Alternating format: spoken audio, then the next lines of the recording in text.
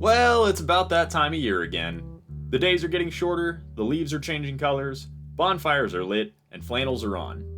If you're anything like me, the fall season is something you look forward to year after year, and you're eager to experience it all. In a video game. All jokes aside, I feel like I struggle to find new titles year after year that really scratch the itch of the season, but there are many that I return to each year for their atmosphere, story, or both. There are plenty of games worth experiencing that, in one way or another, will help you get your fill of autumn, and I've handpicked a few of my favorites that, without fail, help to liven up the season. Whether it's exploring scenic sunset vistas or cowering from hideous monsters, this list has something for everybody. Oh, and before I forget, some of these entries actually get a little bit scary, and as such, I'm adding an arbitrary spookometer to give warning to any of our easily frightened viewers. This is actually intended to be a lineup of 15 games in total, but a few setbacks and redrafts have pushed me to get an early iteration out there for you folks who simply can't wait to dive in. Stay tuned for the rest, but for now, pour yourself a coffee or crack a cold Oktoberfest as we dive into these 10 quality games for the season of autumn.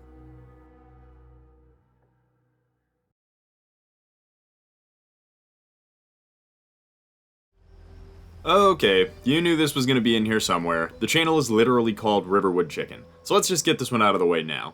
Unless you've been sleeping under a rock for the past 13 years, you're probably already familiar with the action RPG sensation that is Skyrim. The game offers little in terms of a genuine role-playing experience, but its world is rife with scenic beauty and rich lore. Where Skyrim really thrives is the open-world experience. Bumping into random one-off quests or delving deep into the Dragon Age dungeons to serve a greater purpose, there's a serious amount of areas to explore, and damn if they don't all look absolutely picture perfect. It's like a goddamn Bob Ross. Most people are likely to associate Skyrim more closely with the snow-capped mountain ranges or the rocky northern tundra, but anyone who's played this game knows there's a ton of variety to the landscape. The golden plains of Whiterun, dense, lush woods of Falkreath, and most notably the amber-hued forests of the Rift, which, if you've seen my Skyrim city ranking video, you already know is my personal favorite.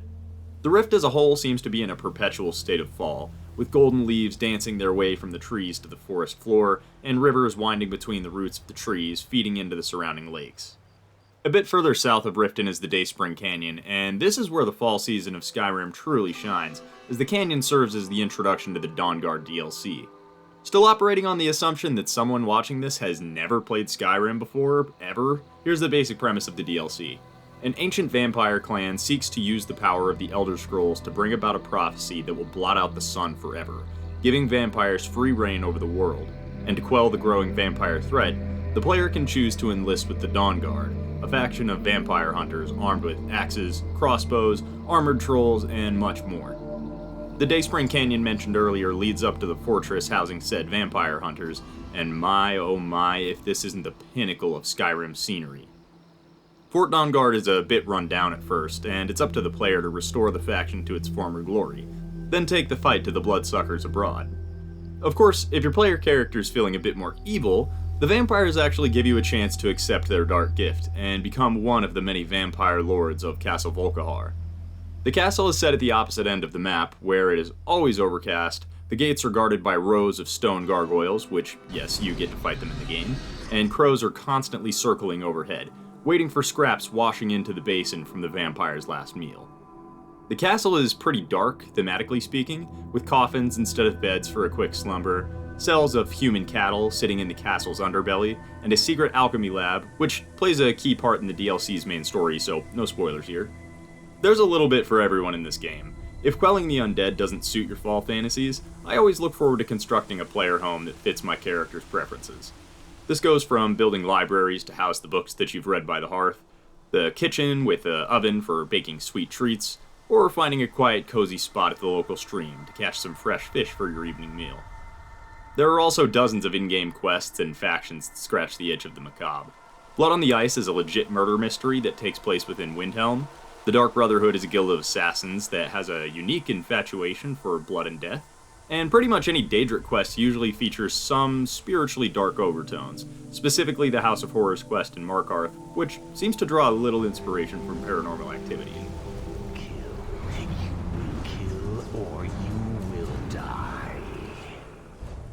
None of what I've talked about here even goes into the Creation Club content or mods, which gives the player an immense amount of customization to alter and re-experience the game to your liking. And though mod support on consoles is a shadow of its former self, it still boasts a staggering amount of player-made tweaks that can utterly transform the experience to a high degree. To keep myself from talking about Skyrim literally forever, I'll just say that if anything I've mentioned here strikes your interest, go play or replay this one, especially the DLC. If you like Skyrim, you may also like Breath of the Wild or Tears of the Kingdom, Elden Ring, or The Witcher 3, which features its own vampire-related DLC. Now that we have Skyrim out of the way,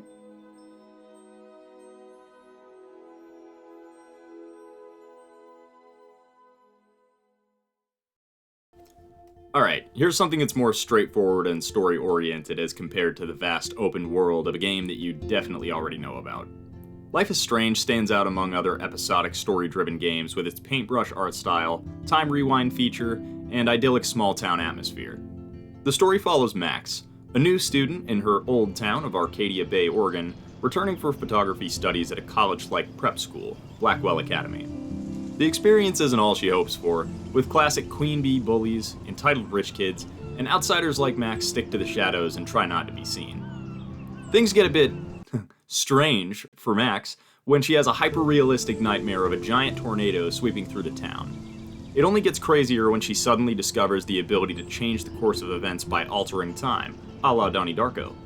That's stupid. Using this ability, Max can solve puzzles, prevent disasters, or even incite them. What the hell? When one of the aforementioned rich bullies pulls a gun on a girl in the restroom, Max sets out to use her newfound ability to make things right, or, given the game's use of the butterfly effect, make a few things wrong. Like many other games of the genre, Life is Strange features a myriad of branching story paths based on your decisions. Boom. Butterfly effect. The big difference here is Max's ability to rewind time if you aren't happy with your choice.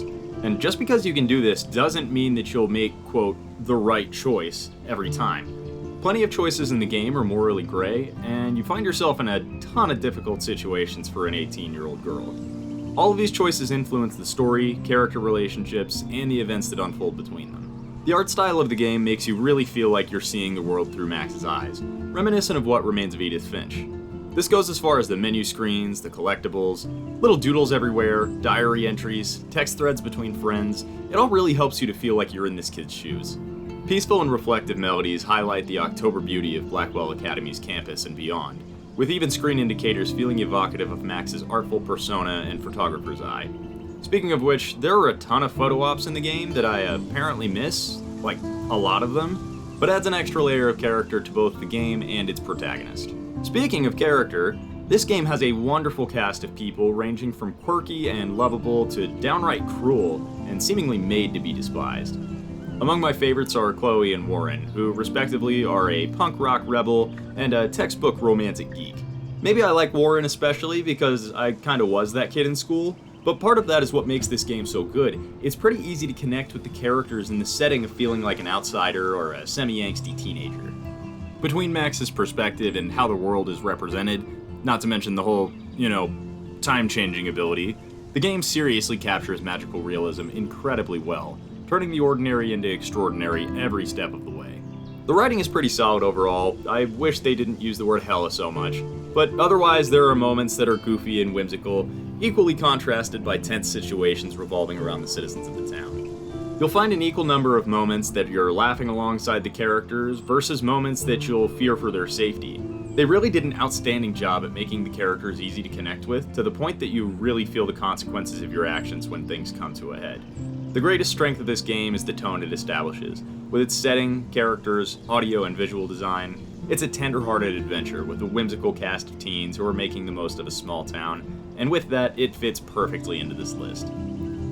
If this game looks like your style, you'd probably also like Telltale's The Walking Dead, Oxenfree, and you know what, I'm gonna throw Bully into the mix here for the fall prep school vibe of Bullworth Academy.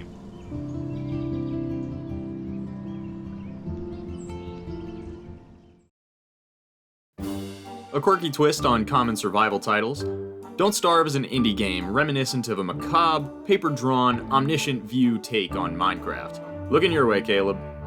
It's got all the basics: a hunger meter, a health bar, gather wood and stones to craft tools and structures, but Don't Starve stands out in its premise, which sets the overall mood and even contributes to the gameplay, including a sanity meter not unlike The Dark Descent. The story follows a struggling scientist who hears words of secret knowledge whispered through his radio, manipulative words from a demon called Maxwell.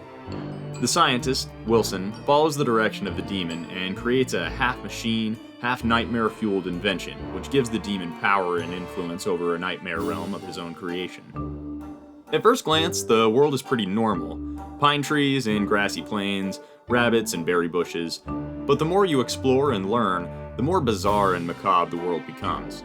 You begin to find nests of giant spiders, haunted cemeteries, ominous touchstones that respawn the player on death, and the ability to use other dark resources to concoct magic inventions, which you eventually use against the demon's minions and, with some effort, overthrow him and get back to the real world. These machines are core to the story, and the more you dabble with the demonic devices, the deeper the toll on your sanity. The game is a constant back and forth struggle as you manage to delve deeper into the nightmare, but find ways to maintain your sanity throughout. Managing the fast depleting food meter, fragile health bar, and sanity meter can all get pretty difficult. If you don't remember to keep up with the basics during your adventure, you can die very easily. Like the title suggests, you do what you can to avoid starvation, and you should constantly be growing your food resources as a result. What usually ends up getting me is the sanity meter, which depletes the more you're exposed to unnatural pieces of the game. Picking demonic flowers, crafting wicked inventions, and exposure to the darkness each night will damage your overall sanity. This can be recovered by crafting new tools, or picking flowers, or using certain items. Again, hearkening to Amnesia: The Dark Descent, the world will morph and change depending on how low the sanity bar is, eventually making the otherwise cute rabbits look like fearsome monsters, and by the time the bar hits 0, you can't tell what's real or what your mind is making up. This is where the fall season comes into play. The game feels very upbeat and circus-like upon startup, until you hit the first evening. The music dies, the screen becomes completely black, and you can see eyes watching you from the distance, and you are utterly exposed to whatever may or may not be lurking out there. Until you hit that breath of fresh air at sunrise, you must keep your light source lit, otherwise beasts will find you under the cover of the darkness. The day and night cycle does a wonderful job setting the range of tone you experience in-game, with time being your most valuable resource. If you waste the day gathering stones to build a wall and forget to gather food, you starve. If you forget to gather fire materials and enough to keep it going overnight, you'll be killed. The cycle of time also extends to seasons, with the summer, fall, winter, and spring all in the game, each one affecting the gameplay and the environment. Like The Last of Us, you'll obviously get more of the feel of autumn during the fall season in-game, but the subject matter, enemies, and atmospheres of the whole game will give you a macabre, fall-like experience. If you've ever seen Over the Garden Wall, think of this like a teenage, hand-drawn version with darker subject matter. It proves to be a one-of-a-kind, otherworldly adventure into the unknown, and has an alternate version where you can actually play online with friends. If I had one! It can be fairly challenging if you're a newcomer, but just be sure to keep a fire lit, stay sane, and don't starve.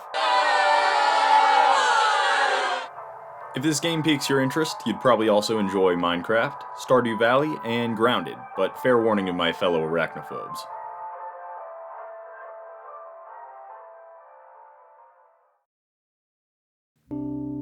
This next entry had enough popularity at its release that there was a movie in the works, but it seems like that's a development hell type project.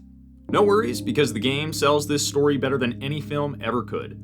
Firewatch, like a couple others on this list, is not your traditional video game. More of an interactive story/walking sim set in a semi-open world in a forest in Wyoming. There's no combat, sparse collectibles, and a minimal amount of puzzles, if you could really call them that. But where Firewatch shines is its beautiful artistic presentation, unique story, and setting. It was released back in 2016 by indie studio Campo Santo, but this is one of those games that has a timeless visual style, with an almost paintbrushed look to everything around you. Exploring the open trails of the Shoshone National Forest is amazing, with a variety of locations and discoverable secrets sprinkled throughout its map. The developers did an outstanding job bringing the forest to life, with golden sun rays, tall trees, plants and animals that all truly make you feel like you're wandering in the woods. As mentioned a few times, the story is incredible, focusing on Henry, a temp Firewatch patrol who uncovers strange mysteries and happenings surrounding his Firewatch tower. Your only contact is Firewatch aficionado Delilah, who helps guide you through the journey and uncover the mystery, all undertoned with a hint of romanticism for the mystery they find themselves in, and for one another. The writing and dialogue is wonderful. Henry and Delilah have a joyful chemistry, and the game had me laughing throughout their chats and scratching my head over their existential inquiries. To make the tale and the setting all the more beautiful is the soundtrack, composed by the game's primary writer, Chris Remo. This game really showcases the talent of the Campo Santo team, and sadly is the only release I know of that they have to this day, but is chocked full of gorgeous scenery, music, and writing. This is the perfect game for any casual gamer, with the true gameplay being aimed at the branching dialogue paths that change the relationship dynamic between Henry and Delilah. The story itself is mysterious, but isn't quite spooky. Moreover, the only attention I really ever felt was a direct result of this growing feeling that I was being watched. What really makes this game resonate with the Season of Autumn, to me at least, is its music and its setting. It borders more on the dog days of summer feel that you'd get just before the turn of the season, but its presentation of visual style and reflective melodies feel a ton like fall to me. The Shoshone Forest is, again, simply breathtaking, and the more you play, the more of the area you uncover. If you want a peaceful walk through the woods, this is the game for you. Through Henry's seasonal shift, you gather more equipment to help navigate the park's increasingly rugged terrain, while taking in the beautiful sights and sounds of your own little slice of paradise. Other titles you may enjoy if you like this one include the next several games.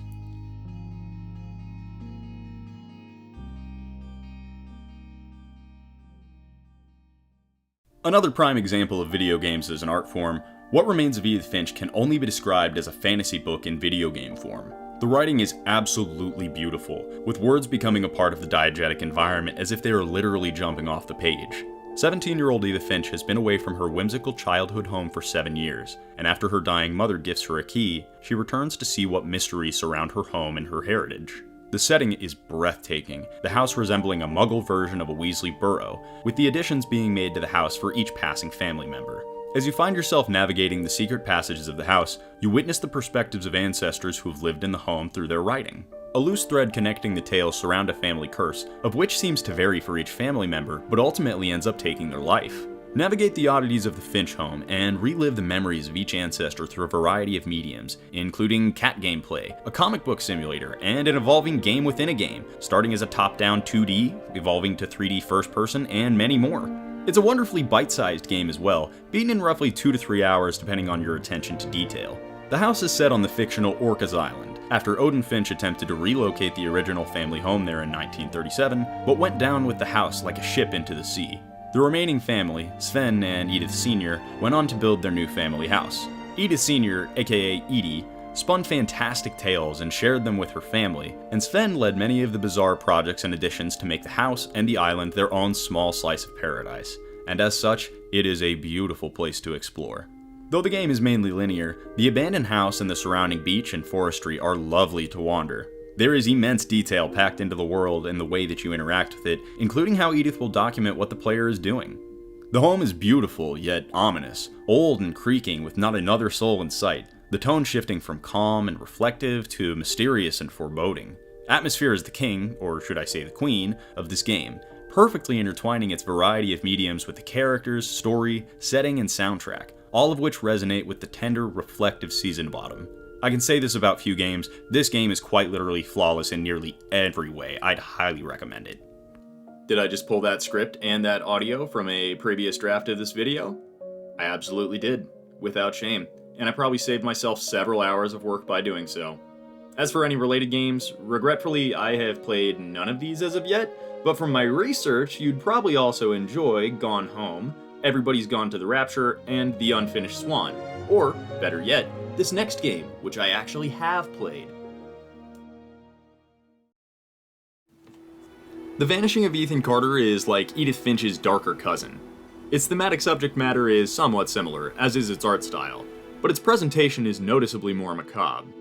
The story follows investigator Paul Prospero, who attempts to piece together the past of Red Creek Valley and find the missing boy, Ethan.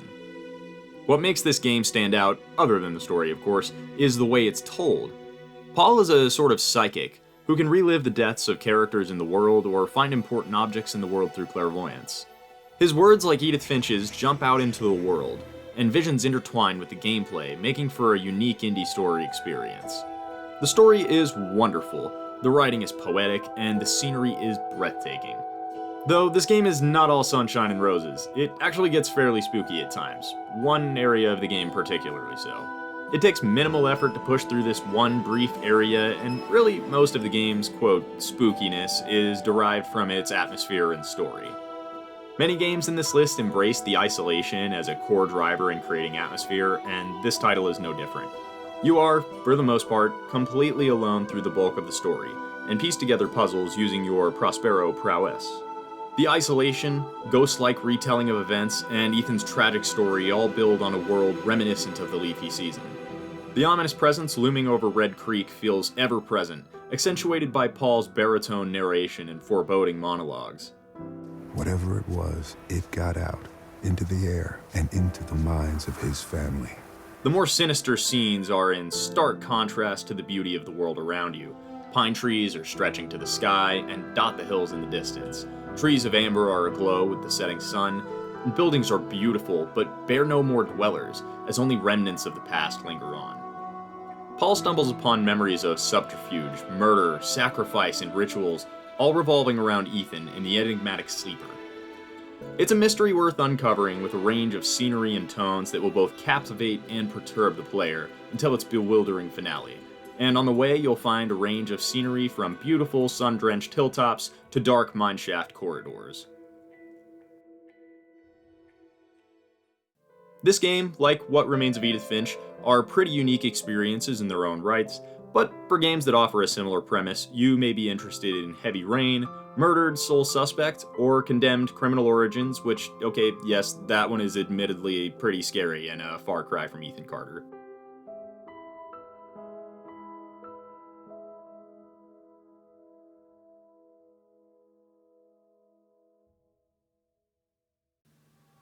Supermassive Games made a name for themselves with the release of Until Dawn in 2015, but they showed they have a lot more to give with the release of The Quarry in 2022. In many ways, I still prefer Until Dawn, but Supermassive did an excellent job maintaining the story quality without telling this same tale as before. They were able to recapture a lot of what Until Dawn did well, right some of its wrongs, and tell a similar yet fresh story that kept me guessing throughout. It does follow the same basic premise of Until Dawn, classic slasher film tale of carefree college kids in the wrong place at the wrong time.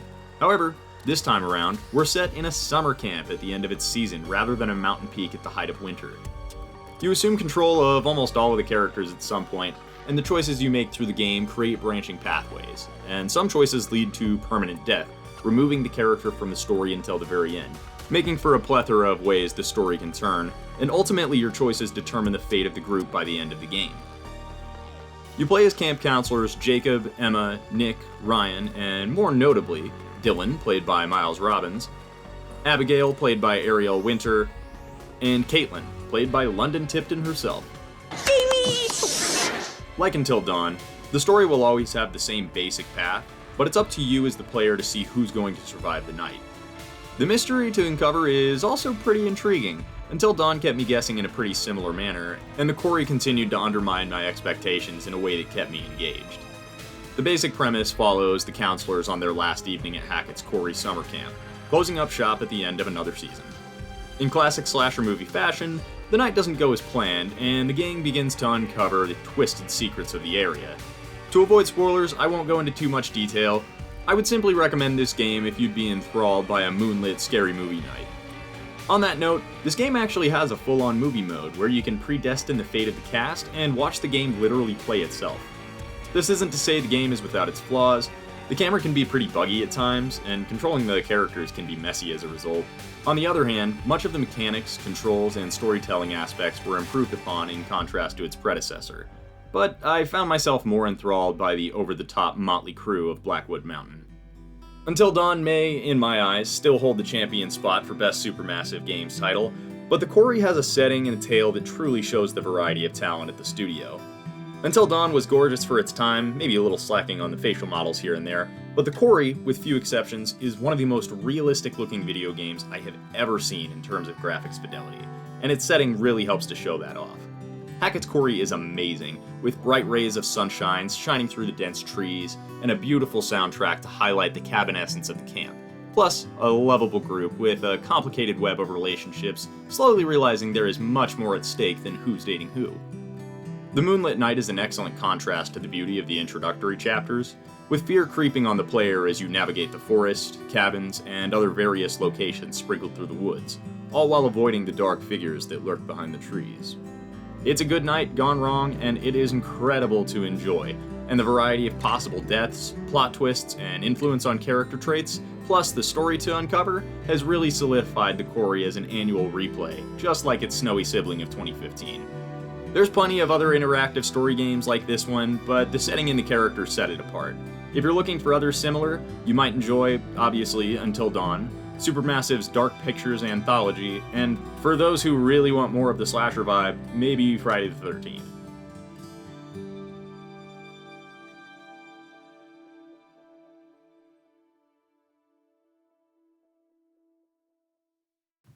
This is admittedly my third draft of this script for this section, so I'm going to try to keep it brief. If I covered every map from Zombies, we'd be here for hours, so if that's the video you're looking for, I'll link one in the description. That is if you have 6 hours to kill. Instead, I'm going to focus on a few familiar maps that strike the atmosphere of the season. I'm also restricting myself to World at War, Black Ops 1, and Black Ops 2, as these feature the maps that I return to every October. Though I hear there are some newer iterations, such as World War II Zombies, that's actually pretty solid. For those who have never played Zombies mode on Call of Duty, this stretches all the way back to 2008. Upon completing the World at War campaign and watching the credits roll, you are then greeted with this cutscene.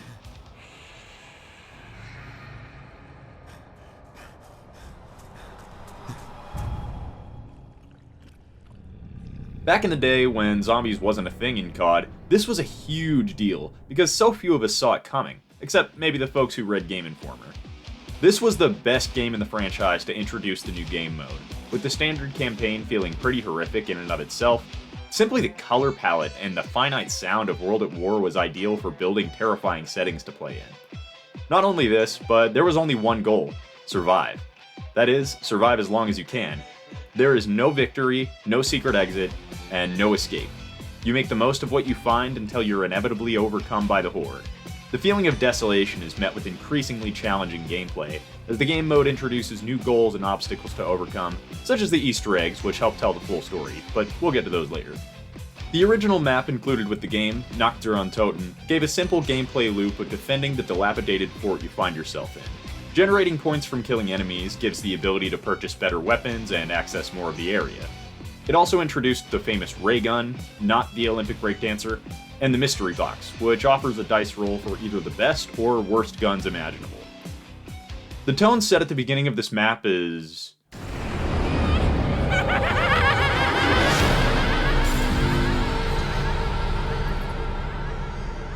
haunting. You're alone in a nearly destroyed bunker shrouded in fog as pale moonlight pierces the boarded windows. Out in the fog, you can make out shambling figures, eyes aglow in the distance as they approach and begin tearing down the barriers, and they are coming from all different directions. The dead silence at the beginning of the game will soon be contrasted by zombies who increase in both numbers and aggression, evolving their undead groans into howls and screams.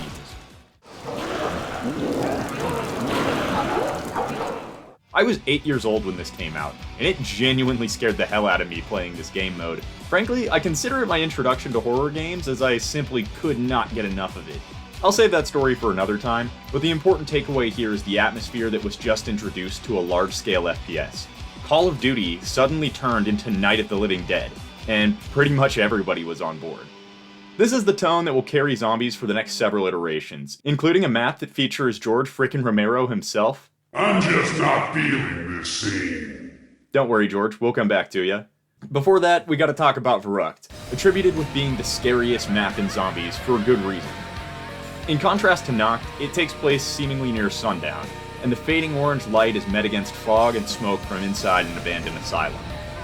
While the original map was a quiet, dead of night type feeling, the sanitarium's halls are echoed by pained victims of the past, and these sounds are absolutely terrifying.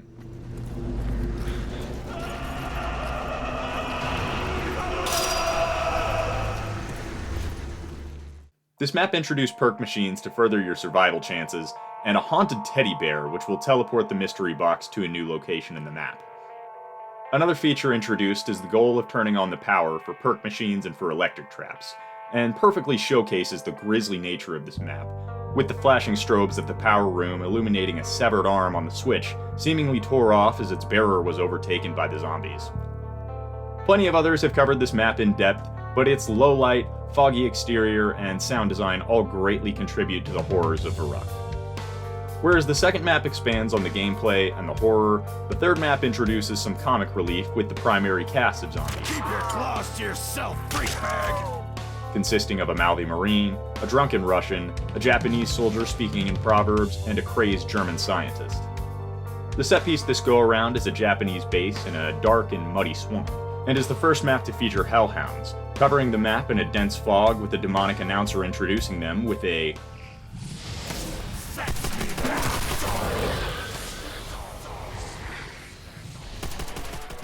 Therese culminates all of these new features, plus the weapon upgrading Pack-a-Punch machine, and takes place in an old Nazi research facility. This map also featured a minor Easter egg, and a few radios that establish most of the backstory, but I'd say is the least terrifying of the original 4 maps. These were all remade in Black Ops 1 and Black Ops 3, but I always found that most Zombies iterations from Black Ops 3 and beyond tend to be lacking in the horror atmosphere department, mainly due to changes in the color palette and the sound design affecting the overall tone, but it is certainly very fun to play compared to the challenge of the early iterations. Black Ops 1 is where Zombies really seemed to take off. The menu screen for this game was iconic enough, but to make things even more interesting is switching into Zombies mode, and watching the scene change before your very eyes. The interrogator walks off, only to return as one of the undead, the TVs begin showing terrifying footage, and best of all, this introduced the classic Zombies theme song, which you're probably hearing in the background right now, that is if I did my editing right. Again, I can't cover every map here, and I know this is everybody's favorite, but I'm not going to be talking about Kino in this list, aside from just now bringing it up. Ascension seems to scratch the horror itch a little bit better, taking place in a Soviet cosmodrome with a disembodied voice pleading for your help, and again, that iconic fog enveloping the outskirts of the map.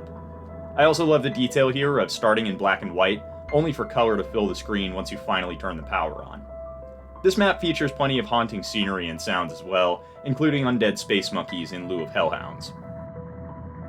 Call of the Dead takes place at a lighthouse amidst the snowy tundras of Siberia, which doesn't sound all that odd to me, at least until you see the cast of horror legends like Freddy Krueger, Michael Rooker, and of course the aforementioned father of zombie horror himself, George Romero. George's constant stalking of the player and baritone quips he adds makes this map extra creepy, not to mention the design of the other zombies, which I'll take a quick pause and comment on this. The design of the enemies changes every map to suit the environment they're in, and I adore the little details they add to enhance the experience of each map. Call of the Dead also has this ambience constantly playing in the background that, if you're playing with headphones at least, can seriously get under your skin. It's creepy as hell.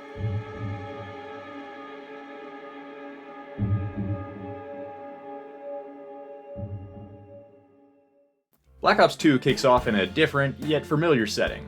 Instead of secret laboratories or hidden temples, we're instead in a small American town, with bits of the map scattered through a dense fog, including a downtown, a farm, a cornfield with a callback to World at War, and a classic roadside diner. The new setting and cast was a different kind of connection for players. These were average Joes living in a small American town, like most of the player base. The big difference here is that their town has been destroyed and overrun with zombies, which sells this tone that the horror is now in your home. Then of course there's my all-time favorite map, Mob of the Dead, taking place on Alcatraz Island and featuring another cast of real-life actors. This map for me personally has the greatest atmosphere, with the map becoming a twisted and hellish form of an already terrifying prison. Giant dog heads emerge from the walls, new textures for the random box, lightning storms in the distance, and this is a small detail, but this is the only map where the zombies' eyes are a deep reddish orange, rather than the old blue or yellow from the other maps. This would be an otherwise minute story detail if it didn't help make the map just a bit more terrifying. Mod does one of the greatest jobs at conveying the feeling of no escape, and has its own specific soundtrack that helps to sell this feeling of desolation.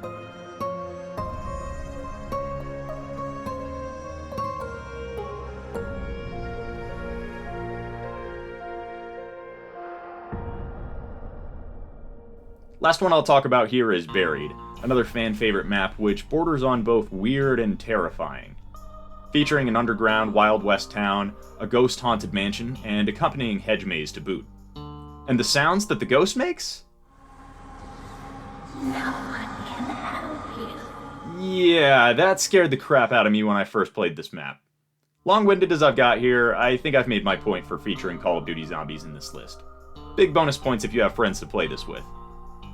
If you're a fan of Call of Duty Zombies, you may also enjoy Sniper Elite's Zombie Army games, Red Dead Undead Nightmare, and Left 4 Dead, which, credit where it's due, was highly debated for this spot in the list.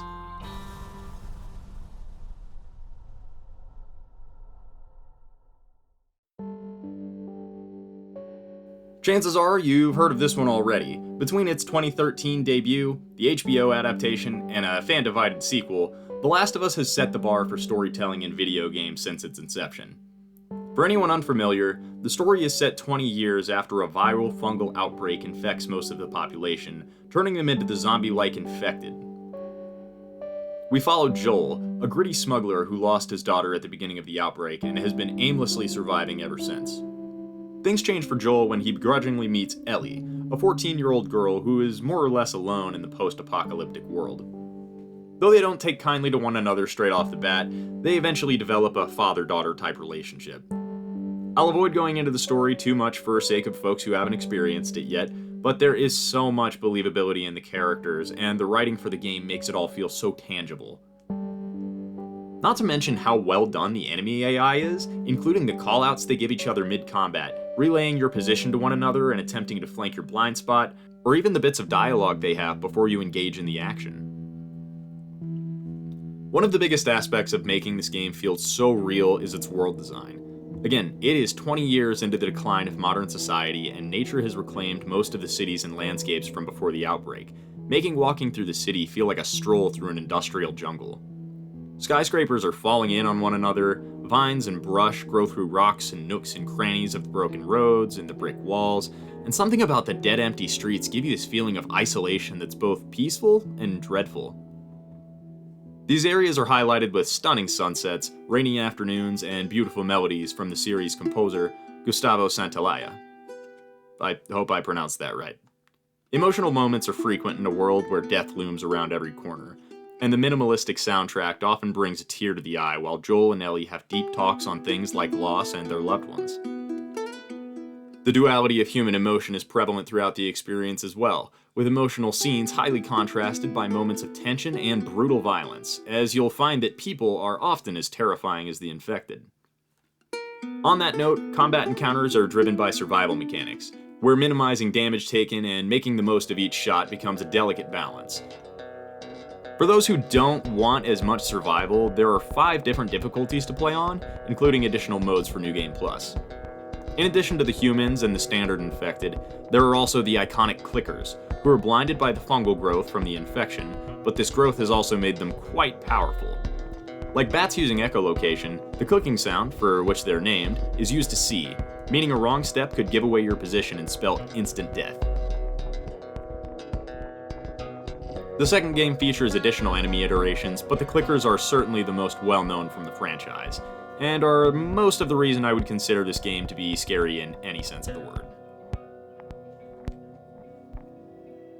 Each section in the first game takes place season by season, starting late in summer and ending in the following spring, making for a good playthrough year-round. Golden sunrises while walking in the forest, long treks in the rain, you'll find yourself gawking at the scenery at every turn, taking in moments of peaceful solitude when possible, contrasted later by encounters with swarms of infected. Though the sections in summer and fall stand out for this time of the season, the entire game feels like it fits the bill for this time of year, what with the frequent quiet moments within dilapidated structures and hazy sunshine piercing the shattered windows of a society we once knew well. This theme resonates throughout, seeing places once filled with life and joy now turned into abandoned and decomposing shadows of their former selves. This even extends to the characters, who often grapple with maintaining their humanity in a world bent on survival of the fittest. Right and wrong become arbitrary in a world where the rules no longer apply, and you'll find yourself experiencing that on both ends of the equation throughout the series. On that note, the second game really ups the ante there, at times putting you in the shoes of a character that you're honestly meant to hate, only to realize she's succumbed to the gray morality that everyone else in the world has become a part of, even the ones you love. There's admittedly a lot of controversy on The Last of Us Part 2, where you either hate it for what it does or realize that is exactly what it's trying to do, and as such, recognize it as a masterpiece.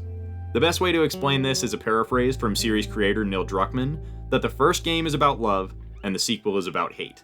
Its storytelling is a little bit different from the first game, featuring a few shifting perspectives, and the story takes place over a few weeks rather than a full year, but the nature-reclaimed environments are still prevalent throughout, with a few standout flashback scenes that harken to the themes of the original game. Though its gameplay is more robust than the original, I still return to the first entry quite often for the variety of environments and scenery. This is not a knock at the sequel, again, it does what it's supposed to do very well, but at a cost of being cruel and visceral in its story, rather than featuring moments of father-daughter connection like the first. Not to say that moments like these don't happen in the second game, they're just more few and far between than in the first. Both games are extremely powerful in terms of the stories they tell, and if you haven't grown to love some of the characters in this game by the very end, I can only say, you may not even be human anymore. As for games comparable to this, it's hard to find any games that really do justice to this one, but just to throw some out there, Dying Light, Uncharted, and Days Gone. God, I might get some shit for that last one.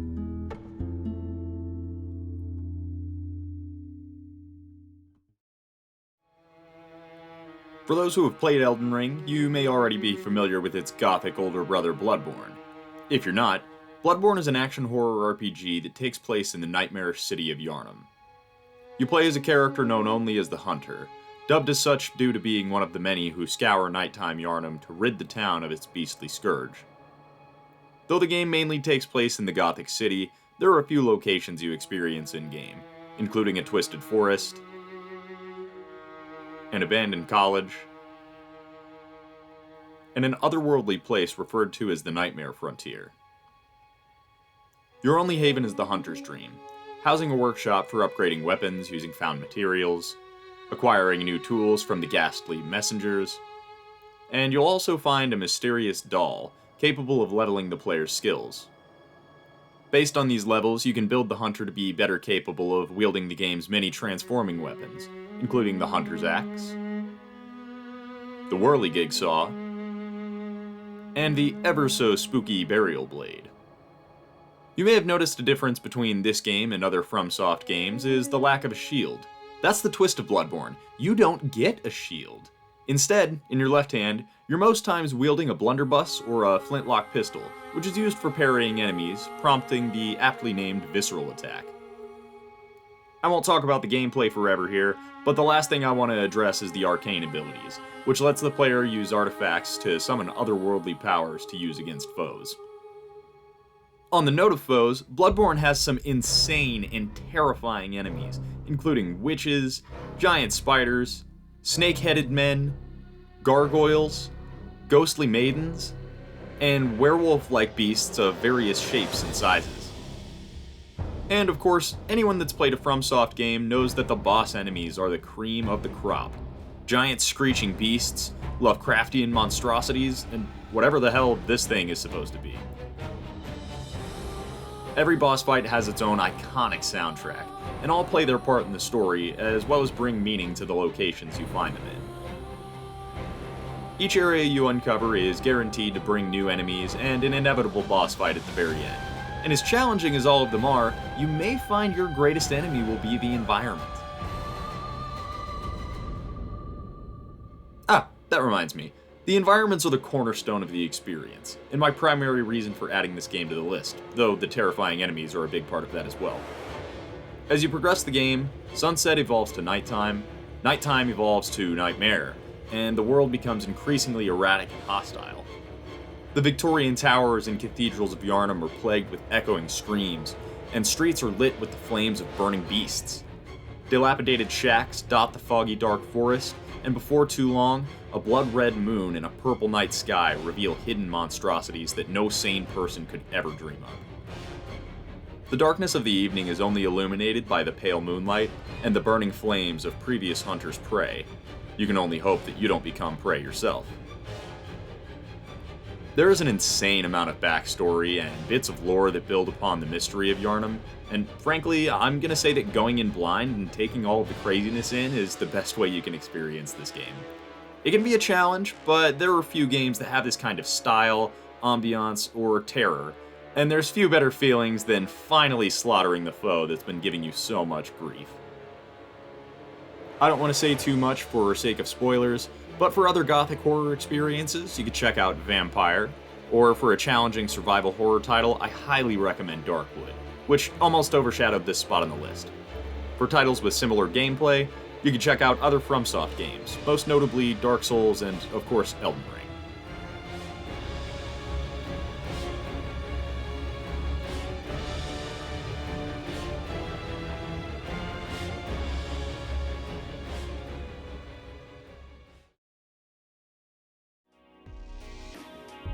That's all I've got for this list for the time being, but stay tuned in the next couple weeks for coverage on Silent Hill, Alan Wake, and more. Until then, check out any of the games we've mentioned so far, or leave your favorite fall game in the comments if it wasn't mentioned here already. Hope you all enjoy your spooky season this year, and stay safe, everybody.